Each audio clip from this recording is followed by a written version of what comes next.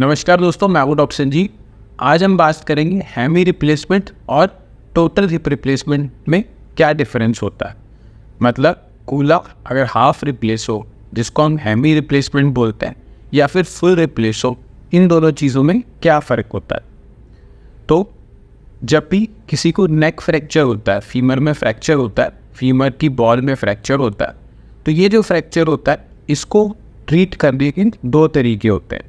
इसको सर्जरी, अगर हम सर्जरी से इसको सही करना चाहते हैं तो इसके दो तरीके होते हैं। अगर पेशेंट की एज बहुत ज़्यादा है तो अगर पेशेंट का सर्वाइवल 5 साल से कम होता है तो हम उनमें हेमी रिप्लेसमेंट करते हैं और कूल्हे की सिर्फ बॉल को रिप्लेस करते हैं। जो बॉल फ्रैक्चर्ड होती है उसकी जगह हम एक स्टेम फीमर बोन में इंसर्ट कर देते हैं और उसके ऊपर एक बॉल लगा देते हैं, और जो सॉकेट पार्ट होता है उसको वैसे ही नेचुरल नॉर्मल छोड़ देते हैं। वहीं अगर इन दोनों ही पार्ट को, बॉल को और सॉकेट को, दोनों को ही रिप्लेस किया जाए तो उसको टोटल हिप रिप्लेसमेंट बोलते हैं। जिसके कारण जो हमारी स्टेम होती है, फीमर होती है, उसके अंदर स्टेम लगाई जाती है, उसके ऊपर बॉल आती है और फिर सॉकेट को भी रिप्लेस किया जाता है। जो टोटल हिप रिप्लेसमेंट होता है उसकी सर्वाइवल टाइम ज़्यादा होता है।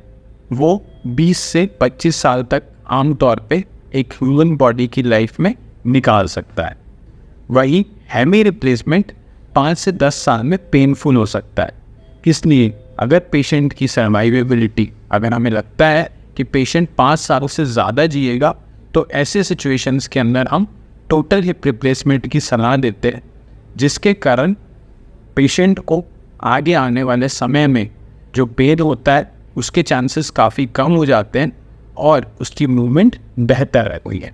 वहीं अगर सर्वाइवेबिलिटी 5 साल से कम होती है तो टोटल हिप रिप्लेसमेंट की सर्जरी का टाइम और उसके रिस्क बच जाते हैं अगर हम पेशेंट में सिर्फ हेमी रिप्लेसमेंट कर देते हैं, हाफ हिप को रिप्लेस कर देते हैं।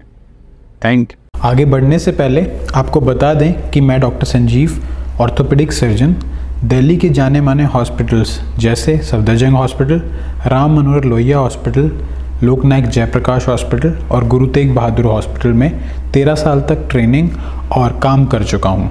मैं अपने चैनल पेन फ्री लाइफ के माध्यम से आपको बोन और जॉइंट से जुड़ी साइंटिफिक इन्फॉर्मेशन प्रोवाइड करता हूँ। जुड़े रहने के लिए सब्सक्राइब ज़रूर करें।